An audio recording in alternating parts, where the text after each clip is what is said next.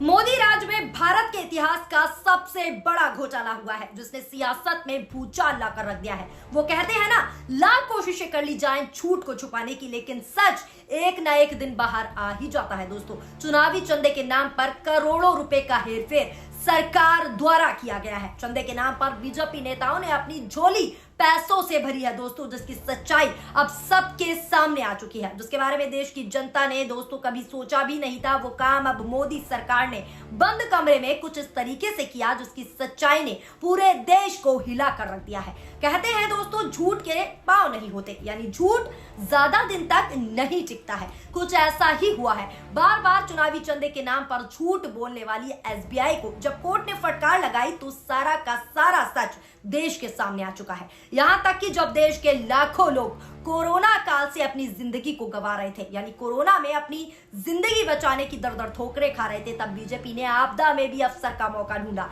इस बात का भी रिपोर्ट में खुलासा हुआ है, जिसने सरकार पर बड़े सवालिया निशान खड़े कर दिए हैं। कोरोना काल में जिस वैक्सीन को करोड़ों देशवासियों को लगाया गया, उसी वैक्सीन के नाम पर बड़ा फ्रॉड हुआ है, जिसकी सच्चाई आज उस खबर में हम आपको बताते हैं। लेकिन इससे पहले दोस्तों एक अपील है कि इस वीडियो को पूरा अंत तक जरूर देखिएगा, ताकि सच से आप भी रूबरू हो सके। नमस्कार, आदाब, सत श्री अकाल, स्वागत है आप सभी का। दोस्तों, कोरोना काल में भी आपदा का अवसर मोदी सरकार के साथियों ने अपनाया है, जिसकी सच्चाई चुनावी बॉन्ड के जरिए पूरे देश के सामने आ चुकी है। एक नहीं बल्कि कई कंपनियों ने बीजेपी को चुनावी चंदा देकर देश की भोली भाली जनता को साफ तौर पर लूटा है, जिसकी सच्चाई अब देश के सामने आने के बाद मोदी शाह भौखलाए हुए हैं। यहां तक कि कोरोना काल में एक दिन में सबसे ज्यादा चंदा सीरम इंस्टीट्यूट के सीईओ ने दिया है, जिसका खुलासा चुनावी बॉन्ड में हुआ है, जिसने सरकार के माथे पर बड़ा धब्बा लगा दिया है, जिसके बारे में बताते हैं।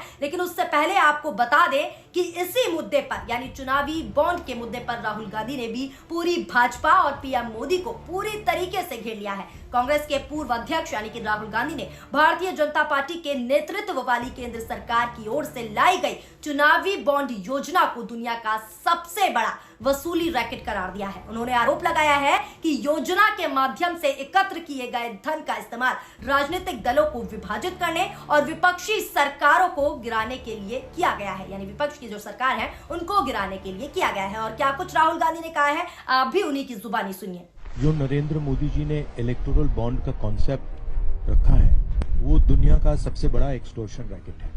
कंपनी पर केस लगता है, उसी के थोड़े दिन बाद बीजेपी को पैसा मिलता है, हजारों करोड़ रुपए का कॉन्ट्रैक्ट मिलता है, कॉन्ट्रैक्ट का एक कट बीजेपी को डायरेक्ट मिलता है। सीबीआई इन्वेस्टिगेशन नहीं करती है, ईडी इन्वेस्टिगेशन नहीं करती है, एक्सटॉर्शन करती है। जो ये हिंदुस्तान में state government after state government गिरा रहे हैं, पैसा कहां से आ रहा है? इधर से तो आ रहा है। इससे बड़ी एंटी नेशनल एक्टिविटी हो ही नहीं सकती। और ये पूरा का पूरा जो ढांचा है प्रधानमंत्री ने क्रिएट किया है, इनका ब्रेन चाइल्ड है। सुना दोस्तों आपने। अब खबर क्या है वो भी आपको बताते हैं, और बताते हैं कि कितने करोड़ों का चंदा बीजेपी को दिया गया है, सब जानते हैं। मीडिया रिपोर्ट्स की माने तो Adar Poonawalla Serum Institute of India के सीईओ कोरोना काल में कोविड शील्ड नाम से वैक्सीन बनाकर दुनिया भर में प्रसिद्ध हुए, मशहूर हुए और काफी पैसा भी बनाया। वैक्सीन बनाने के अगले ही साल यानी कि 2022 में इन्होंने भारी भरकम रकम जो है चंदे में दे दी। 48 घंटे यानी 48 आवर्स के भीतर 50 करोड़ रुपए दे दिए। 15 दिन बाद और 2.5 करोड़ रुपए दिए। प्रूडेंट चुनावी ट्रस्ट के 52 यानी कि 52.5 करोड़ रुपए की ये कुल रकम एक ही बार में बीजेपी को सौंप दी गई। जानकारी समाचार जो है एजेंसी के मुताबिक आपको बता दूं, रॉयटर्स ने प्रूडेंट इलेक्ट्रॉनिक ट्रस्ट की ओर से चुनाव आयोग को सौंपी रिपोर्ट का विश्लेषण कर ये सारी जानकारी दी है। रॉयटर्स ने 2019 से 2022 के बीच हुए 18 लेन देन की जांच की है। इससे पता चलता है कि कोरोना काल में जहां अर्थव्यवस्था पूरी तरीके से कमजोर पड़ी थी, वहां कॉर्पोरेट घराने मिलने वाले चंदों से भाजपा का खजाना भर रहा था। सीरम ने 2022 के अगस्त में प्रूडेंट ट्रस्ट को 52.5 करोड़ रुपए दिए। 40 करोड़ पहली तारीख को, 10 करोड़ 2 अगस्त को और 2.5 करोड़ 17 अगस्त को। प्रूडेंट ने 18 अगस्त को यह सारा पैसा बीजेपी को सीधे तौर पर ट्रांसफर कर दिया। मार्च 2021 से नवंबर 2022 के बीच प्रूडेंट को सबसे ज्यादा पैसे देने वाली कंपनी सीरम ही थी। इस सच्चाई के सामने आते ही चारों ओर हाहाकार मचा हुआ है। अब सोचिए दोस्तों, इलेक्टोरल बॉन्ड के जरिए बीजेपी की संपत्ति कितनी गई होगी। हालांकि जैसे ही ये सच पूरे देश के सामने आया, सोशल मीडिया पर भी चारों ओर हाहाकार मच गया।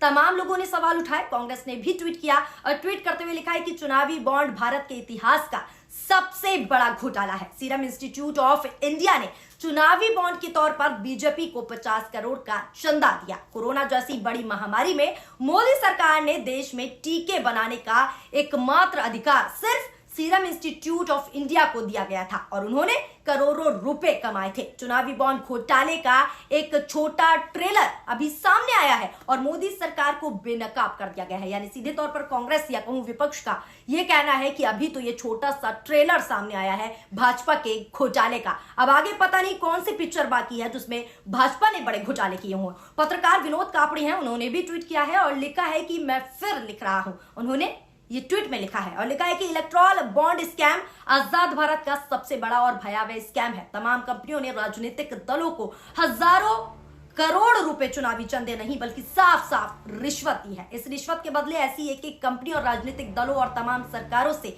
क्या क्या मिला ये पूरे देश को पता होना चाहिए। इस तरह की प्रतिक्रियाएं दोस्तों सोशल मीडिया पर पत्रकार और यूजर भी दे रहे हैं। एक अगला ट्वीट देखिए जिसमें एक यूजर ने लिखा है कि इंडिया में रहना है तो मोदी मोदी कहना होगा, कमाई का हिस्सा मोदी को ही देना होगा, प्यार से नहीं दोगे तो जबरदस्ती लेंगे, यूं ही आराम से तुम्हें नहीं जीने देंगे। आखिर वसूली गैंग के कारनामे बाहर आ रहे हैं। इंजेक्शन जबरदस्ती सबको दिलवाकर करोड़ों लोगों के जीवन पूरी तरीके से बर्बाद कर दिया। इस तरीके की प्रतिक्रियाएं दोस्तों सोशल मीडिया पर चल रही हैं। तो दोस्तों बीजेपी राज में किस तरीके से चुनावी चंदे के नाम पर बड़े घोटाले हुए हैं वो आप इस वीडियो के जरिए खुद समझ सकते हैं। ये तो सिर्फ एक पुणे वाला की कहानी है, एक पुणे वाला की रिपोर्ट है। ऐसे ना जाने कितनी खबरें हैं जो अभी तक कागजी पन्नों में दबी हुई हैं, जिसकी सच्चाई सामने आने के बाद हाहाकार मचने की संभावना है। इस पर फिलहाल दोस्तों आपकी क्या राय है, नीचे कमेंट बॉक्स के जरिए अपनी प्रतिक्रियाएं जरूर शामिल करें। वीडियो पसंद आई हो तो वीडियो को लाइक कीजिए और चैनल को सब्सक्राइब करना ना भूलिए। शुक्रिया, धन्यवाद, नमस्कार, जय हिंद, जय भारत।